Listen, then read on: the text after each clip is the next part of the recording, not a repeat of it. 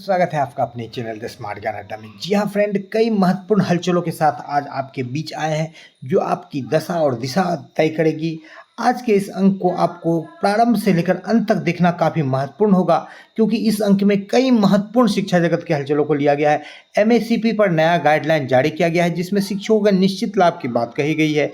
क्या कुछ है इसमें देखेंगे। आचार संहिता में क्या करना है क्या नहीं करना है, इसको लेकर के गाइडलाइन जारी किया गया, उसके भी विभिन्न पहलुओं को देखेंगे। बिहार विधानसभा चुनाव की तारीख की घोषणा की गई है। 11 नवंबर को गणना होगी। 7वें वेतनमान के अनुरूप 3% की वृद्धि का पत्र जारी किया गया, उसको भी देखेंगे। विशिष्ट शिक्षकों और प्रधान शिक्षकों को वेतन संरक्षण का लाभ दिया गया है। कहीं ना कहीं सरकार एक मकड़ी जाल में फंसा रही है शिक्षकों को। सेवा निरंतरता के नाम पर शिक्षकों के साथ धोखा हुआ है और प्रधान शिक्षकों का तबादला किस तरह से हुआ है, इस चीज़ को भी देखेंगे। शिक्षा जगत के विभिन्न हलचलों के साथ चलेंगे अगले स्लाइड पर और बारी बारी से देखेंगे क्या कुछ बातें निकल करके आ रही है जो आपके लिए जानना बिल्कुल महत्वपूर्ण है। जी हाँ फ्रेंड, एकमात्र गुजारिश, वीडियो को लाइक कर दें, चैनल पर नए हैं या अब तक सब्सक्राइब नहीं किया है तो सब्सक्राइब कर दें। जी हाँ फ्रेंड, द स्मार्ट ज्ञान अड्डा आपका अपना चैनल है साथियों, जो आपके उज्जवल भविष्य की कामना करता है। तो बिना देरी किए चलेंगे अगले स्लाइड पर और बारी बारी से देखेंगे क्या कुछ बातें निकल करके आ रही शिक्षा जगत के गलियारों से। पहले एक छोटे से हलचल को ले लेते हैं, लेकिन ये बात छोटा है सिर्फ उसी तरह से कि देखने में छोटा लगे घाव करे गंभीर। छोटा हूँ तो क्या हुआ, जैसे आंसू एक और सागर से मैं कम नहीं, स्वाद तो चख के देख। तो ये एक बड़ा यहाँ पर जो है ड्रॉबैक्स निकल करके आ रहा है। प्रधान शिक्षक नीतू शर्मा को जो है ट्रांसफ़र दिया गया है। वर्तमान में ये भोजावली काला विजयपुर गोपालगंज में थी और इसको ये भोजौली खुर्द गोपालगंज भेज दिया गया है।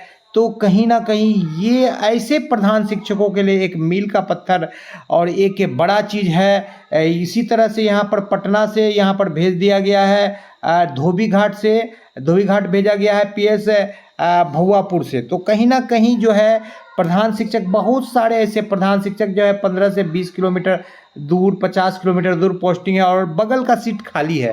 तो ऐसे शिक्षकों को भी होना चाहिए। तो क्या कुछ है, संचिका संख्या 7 कॉलम 2 में अंकित प्रधान शिक्षकों को प्रशासनिक आधार पर कॉलम 3 के विद्यालय में स्थानांतरित करते हुए कॉलम 4 में अंकित विद्यालय में पदस्थापित किया जाता है। स्थानांतरित स्थान पर योगदान हेतु किसी प्रकार का यात्रा भत्ता देना नहीं होगा। निर्वाचन कार्य में संलग्न प्रधान शिक्षकों के संबंध में भारत निर्वाचन आयोग, मुख्य सचिव बिहार एवं मुख्य निर्वाचन पदाधिकारी बिहार द्वारा निर्गत निर्देशों का अक्षरशः अनुपालन किया जाएगा। इस स्थानांतरण आदेश पर सक्षम प्राधिकार का अनुमोदन प्राप्त है। कहने का तात्पर्य है जिस प्रधान शिक्षक को वेतन नहीं मिली उसको आप ट्रांसफ़र ले सकते हैं, यानी ट्रांसफ़र का दरवाज़ा आपके लिए खुला है। लेकिन ऊँट के मुंह में जीरा, मात्र 2 शिक्षकों को ट्रांसफ़र दिया गया। कहीं ना कहीं एक रास्ता यहाँ पर खुला है प्रधान शिक्षकों के लिए। फिलहाल ये पत्र उप निदेशक प्राथमिक शिक्षा के द्वारा जारी किया गया है और किस परिस्थिति में कितने बड़े पहुंच और कितना बड़ा खुरपुजाई का ये देन है या कितना बड़ा दबंगता का ये देन है, ये देखने वाली बात होगी कि आम प्रधान शिक्षकों को भी ट्रांसफ़र का लाभ मिल पाता कि नहीं है कि नहीं। प्राथमिक शिक्षा निदेशालय से ये पत्र जारी हुआ है। देख लेते हैं अब प्रमुख हलचलों को। तो प्रधानाध्यापक, प्रधान शिक्षक के लिए विशिष्ट शिक्षक, तो प्रधानाध्यापक के लिए जो वेतन संरक्षण का लाभ दिया गया ये कहीं से भी कुछ उचित नहीं लगता है। प्रधान शिक्षक में सभी शिक्षकों का वेतन जो 4 साल पूर्व की वैकेंसी थी और वेतन विशिष्ट का ज़्यादा हो रहा है और अन्य शिक्षकों का प्रोन्नति ज़्यादा, सबको बढ़ाना चाहिए। सिर्फ वेतन संरक्षण का लाभ जिसको कि नियमावली में कहीं कोई जिक्र नहीं है। एक शिक्षक जो अधिक मेरिट लेकर के आते हैं और जो पुराने हैं उससे कम मेरिट लेकर के उससे ज़्यादा वेतन ले रहे हैं, तो कहीं से इस बीपीएससी के वैकेंसी का सरकार का कोई औचित्य नहीं रह जाएगा। दूसरी ओर एक स्नातक ग्रेड शिक्षक को भी 8 साल का आपने अनुभव मांगा और प्राथमिक शिक्षक को और सबको 1 to 5 में डाल दिया। तो कहीं ना कहीं ये शिक्षा का आप बंटाधार कर रहे हैं, क्वालिटी से बिल्कुल आप उसका जो है या ये को है कि लतमर्दन कर रहे हैं उसको, क्वालिटी को आप अनदेखा कर रहे हैं, क्वालिटी के साथ सही आप ट्रीटमेंट नहीं कर रहे हैं, तो बिल्कुल अतिशयोक्ति नहीं होगी। तो यहाँ पर भी जो है आपका ये निर्णय सही नहीं है। सभी शिक्षकों का एक साथ बढ़ाना चाहिए। जैसे कि ये डीए बढ़ाया गया, सप्तम वेतन में 55 से 58% कर दिया गया है। ये 1 जुलाई के प्रभाव से मिलेगा।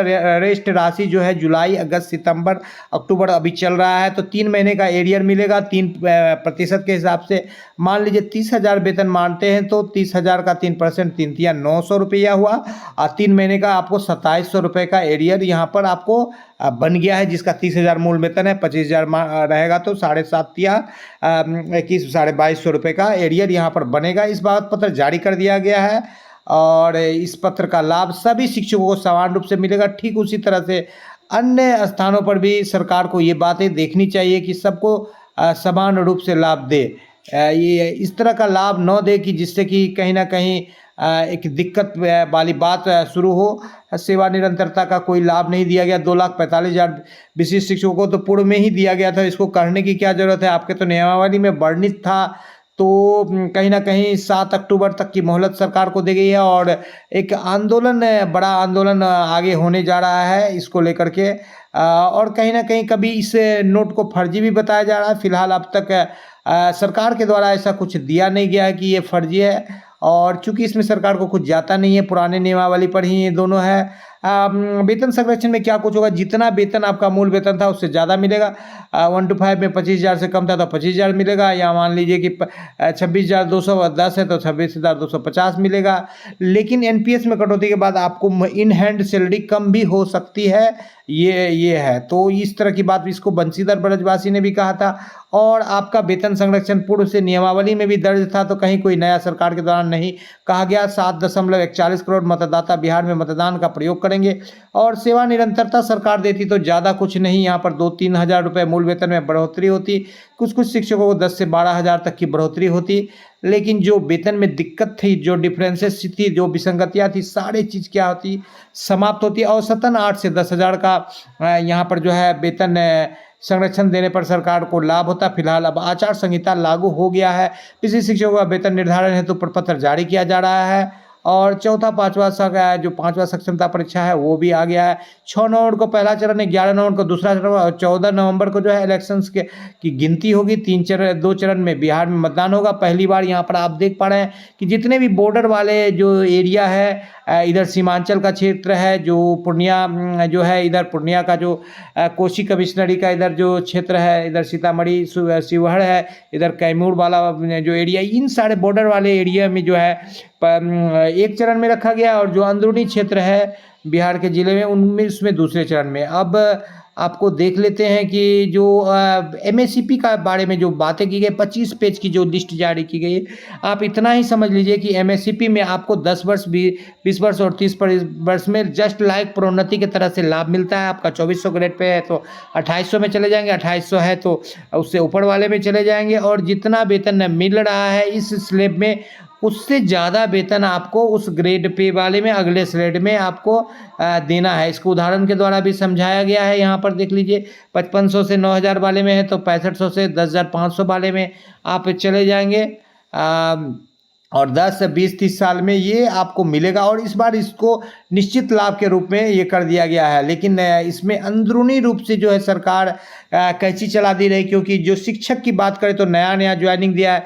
उस नया ज्वाइनिंग को जब तक सेवा निरंतरता नहीं देती है तो ये एमएससीपी वगैरह जो है शिक्षकों के लिए सिर्फ और सिर्फ एक जो है कागज़ का फूल रहेगा, एक देखने की वाली बात ये एक ढकोसला रहेगा, उससे ज़्यादा कुछ नहीं रहेगा। यहाँ पर आचार संहिता जो लागू किया गया है उसको देख लेते हैं, क्योंकि ये काफ़ी महत्वपूर्ण है और सबों पर ये जो है लागू की जाती है आचार संहिता।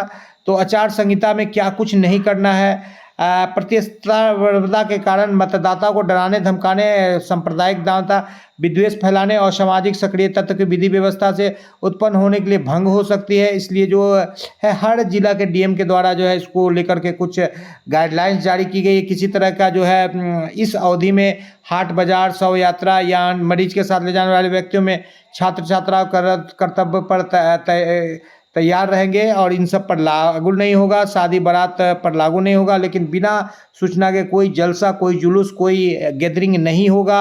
ध्वनि विस्तारक यंत्र का जो है प्रयोग वर्जित रहेगा। 10 बजे से 6 बजे के बीच में, यानी कि अब स्कूल में भी माइक लगा बजेगा कि नहीं, लेकिन छात्र से रिलेटेड पहले ऊपर में ही बता दिए कि ये लागू नहीं होगा। तीर धनुष, अस्त्र शस्त्र, भाला बर्छी लेकर के कहीं भी आप नहीं जाएंगे। और आप विशेष रूप से आलो एक फ़ोटो वगैरह कहीं भी चिपकाएँगे तो उससे पूछ करके आप डालेंगे किसी भी घर पर, किसी भी सरकारी या गैर सरकारी संस्थान का उपयोग करेंगे, किसी तरह का भड़काऊ भाषण आप नहीं देंगे, राजनीतिक भावना से किसी को प्रलोभन देने की बात नहीं करेंगे, प्रदूषण का फैलाने वाली सामग्रियों का प्रयोग नहीं होगा, बिना अनुमति के भवन वगैरह पर नहीं छाड़ेंगे और कोई व्यक्ति संगठन इस प्रकार का कार्य करता है तो उस पर कार्रवाई की जाएगी। तो इस तरह से आचार संहिता में बिल्कुल सतर्क रखना है। मीडिया का भी आपको संयमित प्रयोग करना है, नहीं तो आप जो साइबर सेल है बहुत जो है तीखी नज़र रखेगी और आप पर कहीं न कहीं दिक्कत हो सकती है। जो चुनाव का जो तारीख है, date of issue of gazette जो है वो 10 अक्टूबर को रखा गया है और सेकेंड फेज के लिए 13 अक्टूबर को, और लास्ट डेट है 17/10 को, और सेकेंड फेज के लिए 20/10 को, और date of scrutiny of nominations जो है 18/10 को पहले चरण के लिए, 21/10 को दूसरे चरण के लिए, लास्ट डेट ऑफ विड्रावल है जो नाम वापसी का 20/10 को पहले चरण के लिए और 23/10 को दूसरे चरण के लिए। यानी 3 दिन का डिफरेंस है। पोल हो जाएगा 6 तारीख को और इसमें दूसरे चरण के लिए 11 तारीख को, और दोनों की गणना 14 तारीख को होगी। Date before which election shall be completed, यानी 16 तारीख से पहले इलेक्शन को कंप्लीट कर दिया जाएगा। आपको पूर्व में मालूम है कि 19 नवंबर को जो है सरकार की डेट खत्म हो रही है जो कार्यकाल, तो उससे पहले नया सरकार बन जाएगा। इसी उम्मीद के साथ कि आपका मनचाहा हक मिले, आपसे आपका दोस्त और होस्ट विदा लेता है। जय जय भारत, वंदे मातरम। वीडियो को शुरू से लेकर अंत तक देखने के लिए आपका बहुत बहुत धन्यवाद।